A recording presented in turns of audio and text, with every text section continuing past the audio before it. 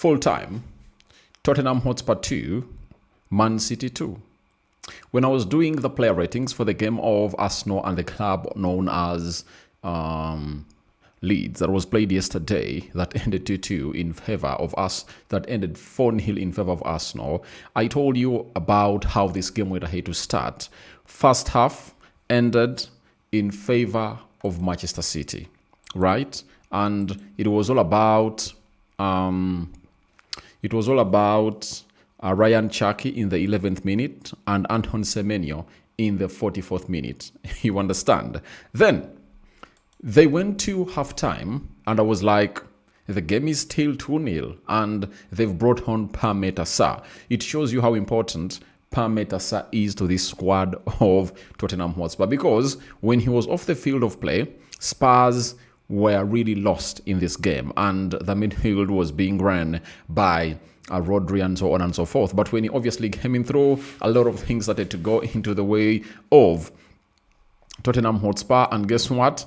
In the 53rd minute, those are 8 minutes into the second half, Dominic Solanke went ahead to score a very, very, very good goal, and it was subjected to VAR because there was a very huge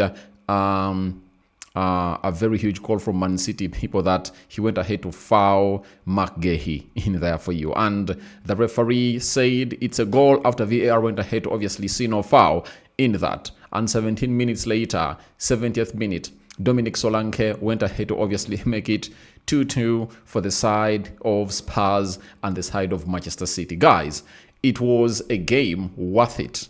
And I really enjoyed watching the game of football because my prediction was a draw. And I was like, if it's to be a win, it was supposed to go to the side of City. And if it's supposed to be a draw, then both teams will share points in there for you. So guys, that is it for the side of City. They've gone ahead to drop points. You remember when I came into this, I think I hinted onto these two games that Man City are really going to be playing at, I think at the beginning of the year. And I told you that Arsenal has Liverpool, Manchester United, Nottingham, name it. And by the time they get out of that, by the time they got out of those games, Man City will be going to play away 2 games, Tottenham and Liverpool. If they've gone ahead to draw at Spurs, do you think they can collect even a point at Anfield? We wait and see how this will obviously pan out in here onto what we call the Rokani Media Football. But a draw is such a favorable result for the club of Arsenal, and they've gone ahead to find themselves really losing out onto these points. That means that City needs to really raise up and scoring 2 and obviously leveling the game later, in a space of like 25 minutes. It is really very, very, very, very, very, very, very shaming for the side of City, but we who have gone ahead to watch football, it is said that the best and worst result at halftime is a 2-0, because when a team pulls one back, pressure mounts on you unless otherwise you go ahead and obviously make it 3. So that is it. That's why we always say the best goal difference should be 3-0, because it's very hard for a team to obviously come out and really overturn that. You understand? So that is all about a side known as Man City. But Ryan Cherki went ahead to score a goal in the 11th minute. And this goal has brought out the following stats for him today. And I love the guy. Ryan Cherki has 19 goal involvements in all competitions for Manchester City this season. 9 goals and 10 assists. The only player with more for Premier League clubs in 2025 is Erling Haaland. That is 32. So, United fans always feel like I don't like Bryan Mbeumo, but I told you that this was the guy for United to bring in through. He came in through for 30 million euros, and United brought in Bryan Mbeumo for like 85 million euros in there for you. So that was a lot of money, and I think if we brought in Ryan Cherki, United would have gone ahead to get in a midfielder to obviously solve those positions in there for you. But Ryan Cherki is really cruising and obviously doing the needful in there for you. After Ryan Cherki, the other guy that was on target was Anton Semenyo. And Semenyo is just the second player to score in 4 of his first 5 appearances for Manchester City as a Premier League club in all competitions from 1992 to 1993 after Emmanuel Adebayo in 2009. Also fantastic. So he has been fantastic. He scored on his debut and he has been scoring for fun ever since he came in through at Man City. And I think Pep Guardiola went ahead to obviously realize that he needed someone else to really open up those defenses of different Premier League teams if at all Erling Haaland does not continue scoring, because he is in what we call a goal drought. But Semenyo has been doing the needful, and the biggest undoing for City is their defense. However much Mark Gay is in here, it's not really doing what they're supposed to. That's why I always told you that it's all about a player known as Ruben Diaz. He's the player missing that jigsaw. And the more games they play without him, they're going to concede more. Because for Mark Gay, he's not a bad defender, but he needs to get used to playing with these defenders of Man City, the Kusanovs of this world, the Nathan Akes, the Arturi Nouris, you understand? Because one of the positions that is left with pure partnership is the central defense. Central defense partnership is really very important. So it's really bad that a team like Man City took all this long to obviously sign Mark Gay. For me, I think they would have gone ahead to sign him in December, such that by the 1st of January, he is a City player. You get? So it was really very important. But for Solanke, has gone ahead to obviously net in a brace today, and it was really very, very, very, very, very good for him. And now, Arsenal fans are like, all right, the North London rivals have also gone ahead to obviously do it for us. And it is really very important. And shockingly, for Dominic Solanke, these have been his first 2 goals, this season in the Premier League. And he has scored them against City. Oh my God. So it shows you how important these goals were to him. And City has yet gone ahead to go down in books of history that Man City failed to win a match. They led by 2-0 in at halftime for the first time since April 2018 versus Man United. Before today, they had won on each of the last 115 occasions when they led by 2 goals plus at the break in all competitions. Now, I knew it's obviously going to be a very hard side for them to visit. And it was really a hard one for them.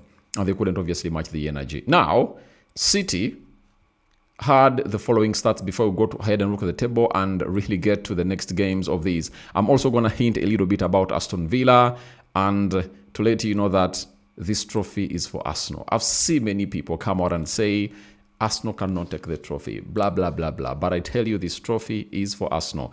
Tottenham Hotspur 11 shots, Man City had 12, 6 shots on target by Spurs, City had 4, 39% ball possession by Spurs, 61% ball possession by Man City, 276 passes completed by Spurs, as City completed 559, 77% passing accuracy by Tottenham, 91% passing accuracy by Man City, 15 fouls by Tottenham Hotspur and 12 fouls by Man City.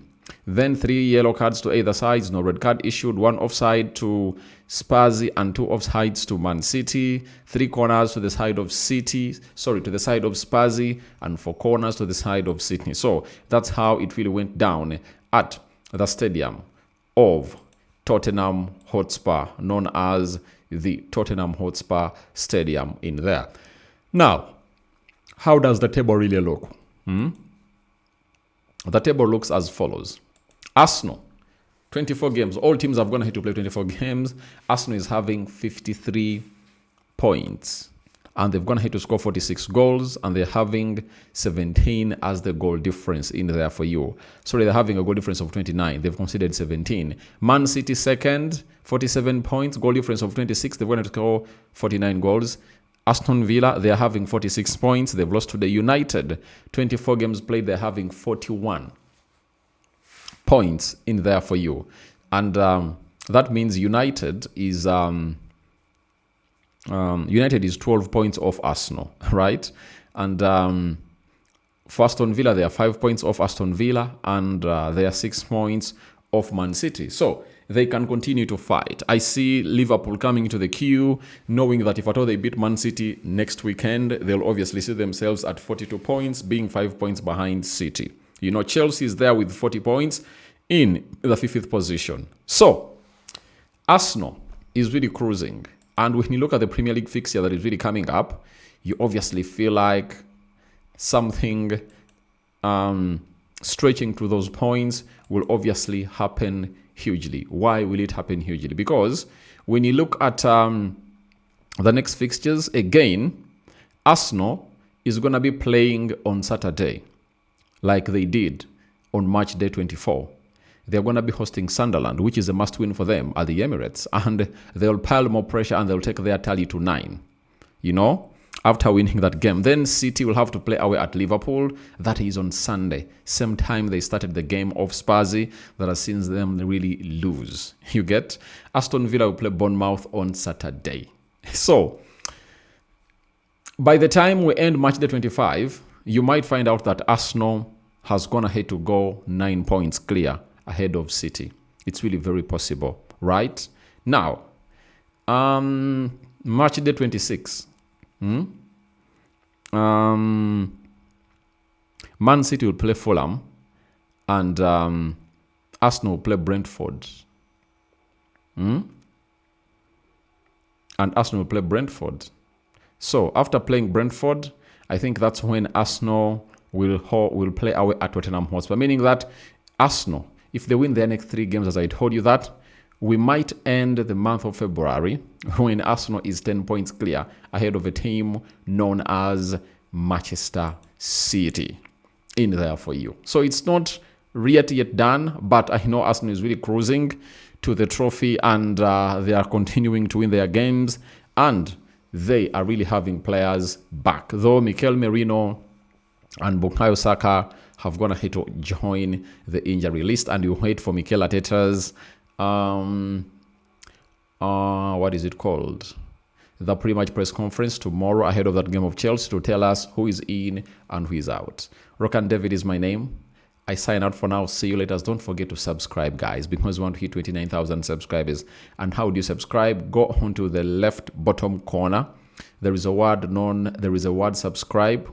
It's a black button. After smashing it, turn on the notification bell. That notification bell will enable you get notified every time we upload a video onto this beautiful channel of ours. I love you guys, and it's always nice watching, putting out these videos, and you guys come and really give me huge support. So continue to do so, and I love you, so please do the needful and really spread these videos. Share them to your friends and every person who you think loves the game of football. Good night. Third video of the day. We might obviously drop in another one later on.